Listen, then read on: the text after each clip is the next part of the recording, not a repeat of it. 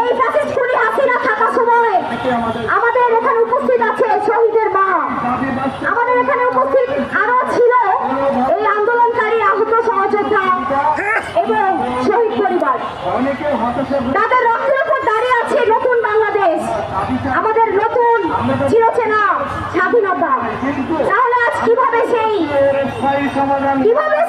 Fascist খুনি হাসিনার যে কিনা পাখির মতো গুলি করেছিল আমাদের, যে কিনা আমাদের খুব ঝাঁঝরা করে দিয়েছিল, আপনারা পিজিতে গেলে হয়তো দেখবেন, গার্ডেনে গেলে দেখবেন এখনো কিছু আহত। আমি গতকালকে গিয়েছিলাম, আহতদের নিয়েও আমরা কাজ করে থাকি, সেখানে এখনো দেখেছি চোখের সামনে চোখ গলে গিয়েছে, চোখ পচে গিয়েছে, ছটফট করছে।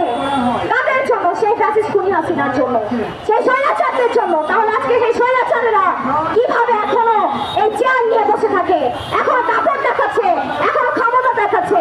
আমরা কি ভুলে গিয়েছি? আমরা কি লড়বো? আমরা কি লড়বো? আমরা লড়বো। আমরা আগামীর ভবিষ্যৎ নতুন বাংলাদেশ তৈরি করব এবং আমরা এই জুলাই বলছেন আমাদের একটু করে আমরা তৈরি হয়েছি, আমাদের একটু করে আজকে এত বড় পথ চলা, আমাদের বিভিন্ন জেলা কাঠামো, আমাদের এখন পূর্ণাঙ্গ কমিটি হয়েছে। এখন আমাদের এই জুলাই বলছেন মানুষ কার্যক্রম দেখে তারা উৎফুল্ল, তারা উৎসাহিত। তাই আমরা চাই জুলাই মঞ্চের প্রত্যেক দিন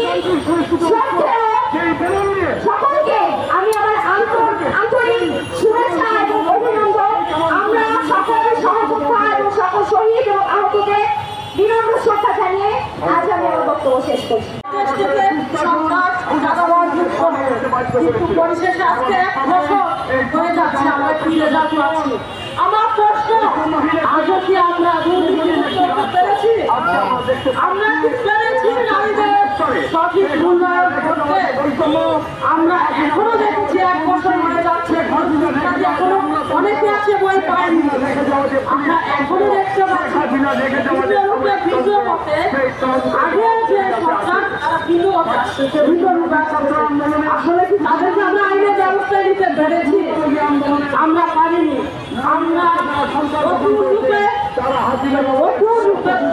কথা আবারও আমাদের জায়গা দখল দিচ্ছি।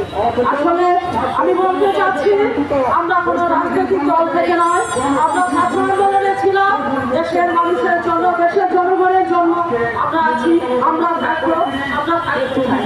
আমরা আমাদের অন্তর্বর্তীকালীন সরকারের কাছে বলতে চাই আমাদের দেশে সন্ত্রাস মুক্ত, চাঁদাবাজ মুক্ত এবং আমাদের যে বাক স্বাধীনতায় আমাদের দেওয়া হোক, প্রত্যেকটা জায়গা থেকে এবং আমাদেরকে এখনো পার্সোনালি মুক্তি দিচ্ছে অনলাইনে একটা পোস্ট যখন আমরা করি আমাদের লাল সাথী তখন আমাদেরকে রক্ষা করতে পারবে না। তাদের কত বড় কলিজা হলে তারা আমাদের ফেসবুক প্রোফাইলে সেই কমেন্ট করতে পারে। তার মানে আসলে কি আমরা স্বাধীন? আমরা স্বাধীন না পরাধীন? আমরা স্বাধীনতা পাচ্ছি কোথায় বলে? স্বাধীন দেশে আমাদের স্বাধীনতা কোথায়? আসলে চাঁদাবাজ হচ্ছে, সব কিছুই হচ্ছে, আমরা এখনো তাদের কিছুই করতে পারতেছি না। আমি আমার জায়গা থেকে সকলের দৃষ্টি আকর্ষণ করে বলতে চাই আমরা আবারও লড়বো সন্ত্রাসকে রুখে দেওয়ার জন্য। আমরা এক সন্ত্রাস রুখ করেছি, আরেক সন্ত্রাসকে বসানোর জন্য নয়। যে সন্ত্রাস সেই তার গায়ে দিবে, সেটা যদি আমি হই, আমি নিজেই। আমি কোনো রাজনৈতিক দলের কথা বলতে চাই না, আমি বলতে চাই দেশে শান্তি, দেশে সুশৃঙ্খল পরিবেশ। ধন্যবাদ।